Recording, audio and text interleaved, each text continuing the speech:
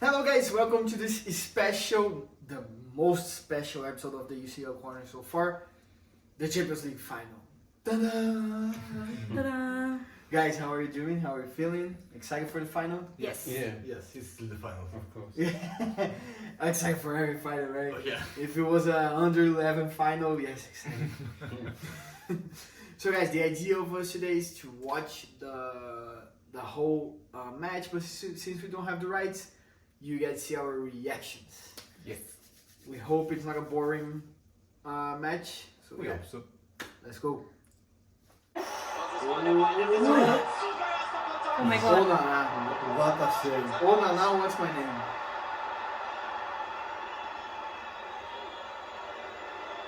Hey.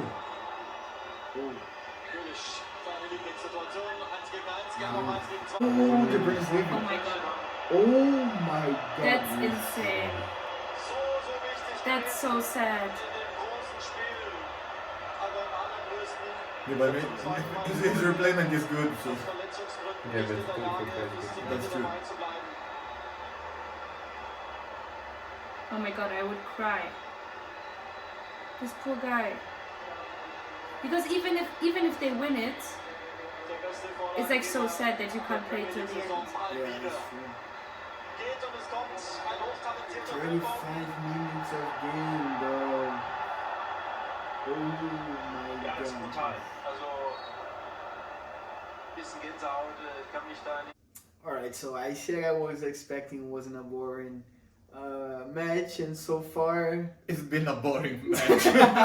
But like it's boring because there are no chances created really. Yeah, that's but true. like you can see that it's like the typical final. Yeah, And yeah. we even predicted that it's gonna be like this. We you did. remember? Like not that less shots on target, but that it's gonna be a very tactical thing. Yeah, probably the best chance has been by Haaland. Mm-hmm. Yeah. De Bruyne Great is save out. from Onana. De Bruyne was out, which is a major loss for Yeah. Manchester City. I thought you said amazing. You hate De Amazing Bruyne. loss. No, I don't. I'm not a hater. Just think he is in clutch, and I'm gonna stress this every time he's in clutch. But yeah, I mean, the expectations for the second half, guys. I think Manchester City is going to be more attacking wise, Yeah. Yeah, we so hope so. we can see more action on the second half, hopefully. Yeah. Because Yeah. first half was Really boring. really boring. I didn't want to say that, but yeah. I just hope it isn't the Liverpool Tottenham all over Oh, again. please Because no. that one was. Yeah, But- but but- Liverpool Tottenham, that was already a goal. Yeah, in the It's first- true. That's half. true. That's true. So yeah. So yeah, let's go to the second half and hope it's better. Oh! Oh my god. Lautaro, come on! You need to the pass the fuck? ball there. You need to pass the ball there. There was no way he could have scored. No way. He should have passed. Yeah. Hey! Oh! Rodri. This motherfucker scored against us too.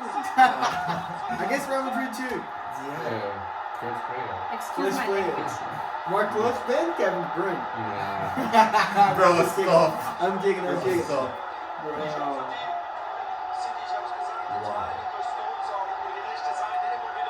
The guy you didn't expect at all to score.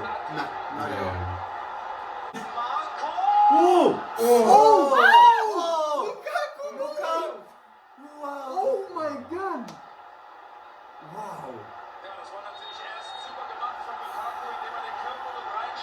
It reminds me of the Inter against Borussia Mönchengladbach game. That's the group stage. That's true. Yeah. Oh my Oh. god! Oh, Oh la la. What a save! What a save! And Bro, Ro- You are what a close play! to your bed. Like, couldn't take the win. Oh! Oh my god! Oh my god, Guzan! Jesus Christ! Wow! You have got to be kidding me.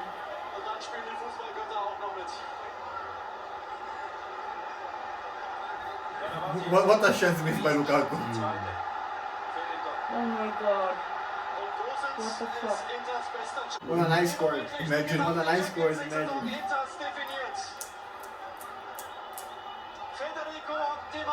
Oh! No! Oh my god! Last minute save, bro! Last minute save! Who's that woman?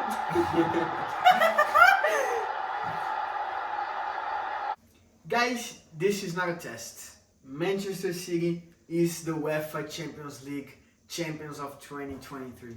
I still can't believe it. Don't know about you guys. Me neither. No. Me neither. It seems like, I don't know. I mean, it's Manchester City, you know, it's Manchester Yeah. City. I mean, they are the Champions League winners. They've been chasing this title for so long, and now they finally got it. Yeah, we It's have historical. a new name in Champions League winners. We have a new name, that's it, first time in history. I mean, it's historic. Pep Guardiola's second treble, the end of the curse of Yeah. people saying that he only wins the Champions League with Barcelona. A lot of things to discuss. First of all, let's begin with the first part, right? The final. Yeah.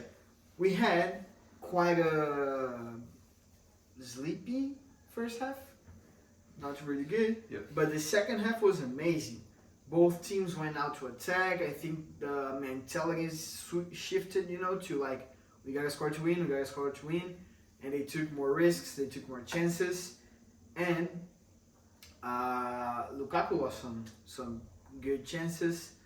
Rodri scored an amazing goal to secure the 1-0, and Ederson did the save of his life to secure the trophy. Probably. What do you guys think of the final?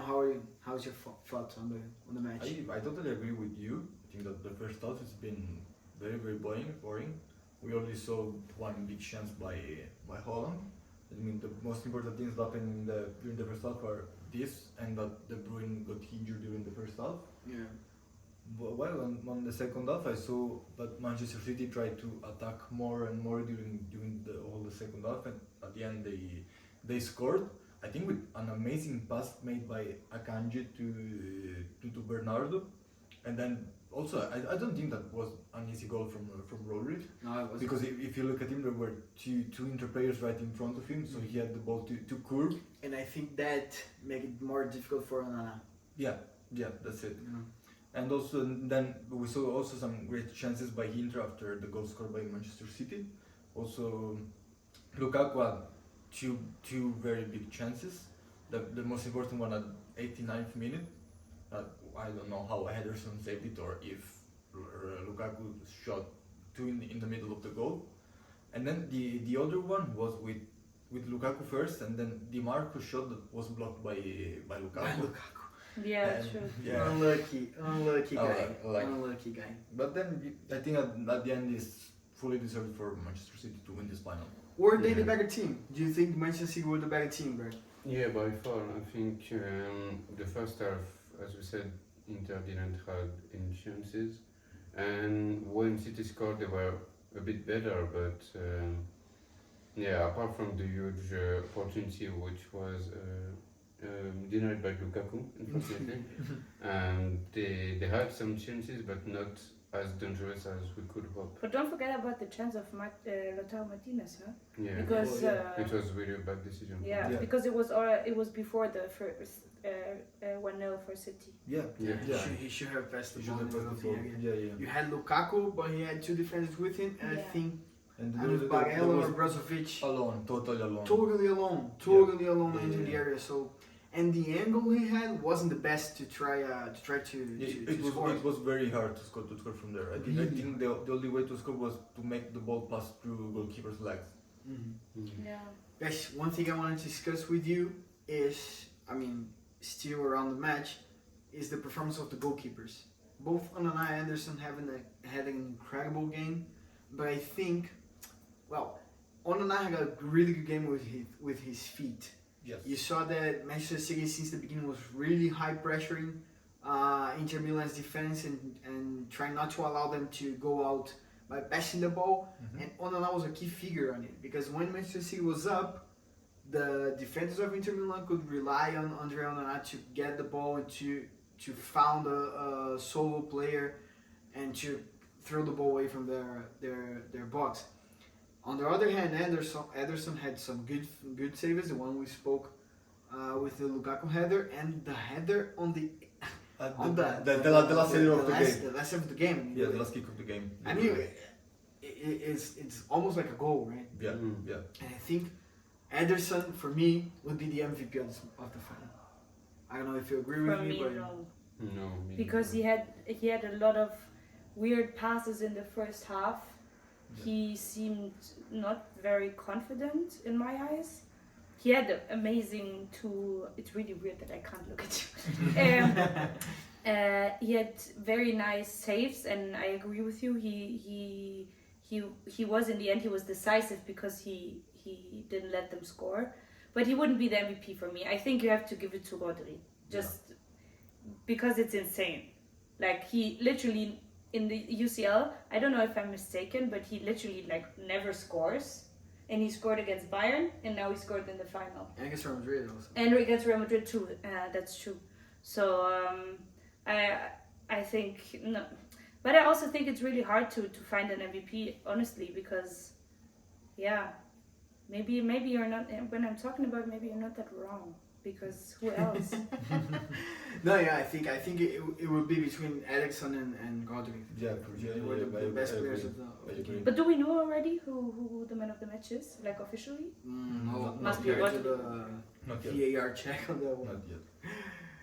Guys, the other really important thing I want to talk about with you is the conquest of Pep Guardiola. Yeah. Throughout the years since the title with Barcelona, we have seen a lot of people saying that he could not only manage to win the Champions League with Barcelona, that he will never get this trophy again. We saw that with Bayern Munich, he had some really good squads in his hand, but he couldn't make it to win the Champions League. And now it seems like he took a burden off of his back, you know. Yeah. At the end of the match, you could see he looked relieved, relieved. Yeah, he almost looked exhausted. Like That's true. there was so much going on, so much pressure, it just fell off. Yeah, but I think he knew about all these comments about him, and for him it's just like a weight that got off from him, you know. So he demonstrated that he can win the Champions League without Messi, Xavi, and Iniesta, and I think he deserved it as I know, and Yeah. he just took probably his weight off his head, and it's fully deserved. I think it's fully deserved. This you cannot deny. Also, if you look at Manchester City's path during this Champions League, I think it's fully deserved. Yeah, definitely. And yeah, sorry. Go No, on. go on. Yeah, and he won a treble this year. He won treble. So, do you think putting together this treble is it the most important title of his career?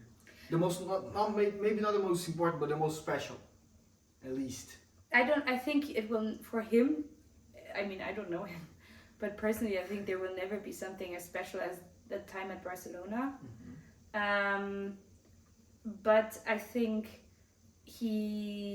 because the trouble with Barcelona really opened the doors for him to be like one of the best coaches ever. To really become Pep Guardiola. Yeah. But like this proves that he is. You know what I mean? Yeah. Like I mean, it's also very controversial, but for me, he's the best coach alive, and he was before that happened.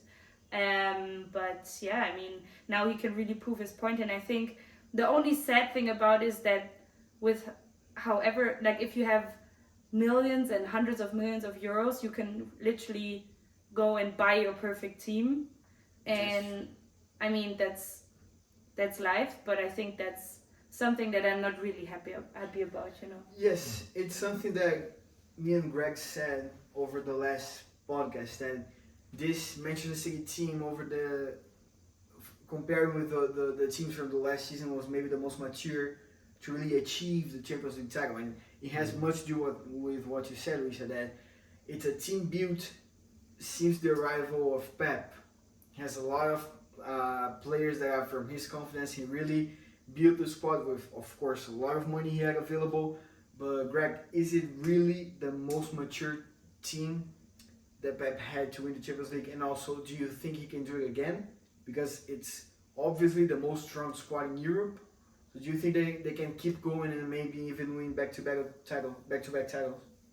Yeah, I think definitely they can win back-to-back titles, and I think in Barcelona, like he didn't really have to build the team because he had like arguably the best generation in the history of football Yeah. with players from the academy, and they had this extra determination to win for their boyhood club. And this team, he really built it from scratch. And I really get that, yeah, he had all the money he wants to build the team, but we saw in the last few years that there's so much big transfer that failed. Like if you look at even like Sancho at United, if you look at Pepe at Arsenal, it was for like 80 million. If you look at so much transfer, you just take like the 10 biggest transfer in history, I think more than half are flop. So even if he has all the money, the player has to adapt to his tactic, and I think it proved that Definitely. he's really Yeah. the best in the Definitely, Yeah. but by my point, maybe I said it wrong. I didn't criticize Pep. Yeah, no, sure, yeah. Like I mean, for him, for him, it's also like not easy to handle all those egos, and I think he does a great job. But it's more about the club for me. Yeah, but the thing is that money alone don't do anything. You need the ideas from the manager, because we can see it from with PSG. We all money they spent. They lost the final against Bayern Munich. But they never went through, like they stopped in the because they in the don't have, quarterfinal. they of the never season. find the right coach. They never find the Yes. stability And and stuff like this. This is when you see how much difference a coach can make. That's it. And if you believe, like, also I was criticizing the club, but also like Pep has had a lot of seasons where he had a squad that could have won the Champions League, and he sometimes made decisions that weren't really helping him Yes, in the yes, goal. But I lost what I was going to say. Yeah, whatever. Yeah, about the when we say about coaches and importance of a good coach to manage such a squad, I don't know if you remember it, but at the beginning of the season there was a lot of comments about the presence of Haaland in the squad. Yeah. Because it was Pep changing the Manchester City lineup and changing his strategies to play with a 9, with a reference 9 that he wasn't playing in the past season. I mean, he had Gundogan as a false 9 at some point of his Manchester City career, and Gundogan had an amazing scoring season. Yeah. So he changed his playing style from a collective, more construction style to like, now we have a 9, we can search for a player inside of the box who's going to find the plays and score. You know? But I also think because Pep understood that football is evolving, so you just can't play the way you always played. Because if you remember when he was at Barcelona, a journalist asked him about who was gonna be his striker, and he said the space is gonna be our striker. But then with the evolving of the way you play football, he understood that you need a proper striker to win in Europe again. And then now that he has Haaland, he just adapted his game on how to play with a proper striker, and we also the results Haaland did this season. And speaking about Haaland, top scorer of the Champions League this season. Top scorer. He has a Champions League. He's what, 22? 22. Mbappe doesn't have Champions League yet. Ronaldo finished his career without having the Champions League. Buffon doesn't have a Champions League. Cannavaro doesn't have a Champions League. And Haaland, I mean, he was already on the history of football for becoming the top scorer in a single season in the Premier League. Yeah. But now I think he really sets foot on the history of football, you know. Yeah. I think Haaland's already like a generational player that everyone's going to remember. And he has achieved it with only 22 years of age. I mean, we all know that the next 10 years will be between him, Mbappe, and probably Vini. That's true. I agree with that 100%. Maybe Jude Bellingham would also get in the conversation. Yeah. Position. Yeah. I mean, yeah, Yes, he can be there, he's an but, attacker, yeah. Yeah. Jamal. Jamal Musiala Yeah, also. yeah, Yeah. Musiala, that's right. The next generation of players. Yeah. Yeah, but like I think that because we talked about this earlier, like who would join Real Madrid and what the squad would look like.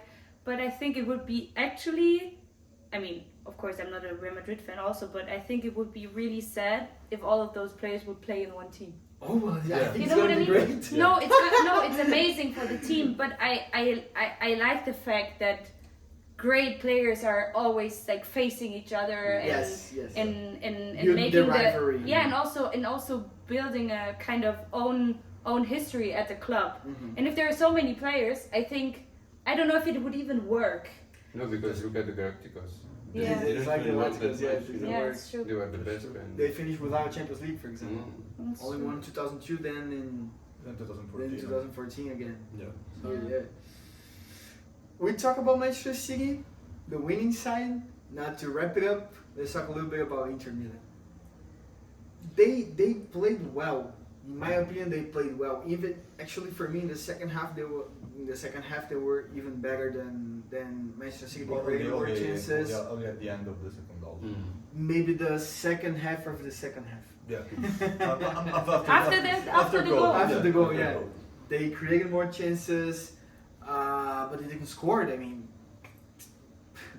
it's really hard to put everything in the back of one player but Lukaku. Come on, you cannot miss those chances. You cannot, just can't. And as Johnny told me, it's not the first time for him. Like It's 2 not the years first time, ago in the Europa League final, he's really unlucky because like I mean, I get that you can't miss those chances, but still really unlucky for him. Yeah. Nah, it's unlucky. It's unlucky. He's a good striker. Yeah. For 40 years ago, we were talking about Lukaku almost like we talk about Haaland, you know?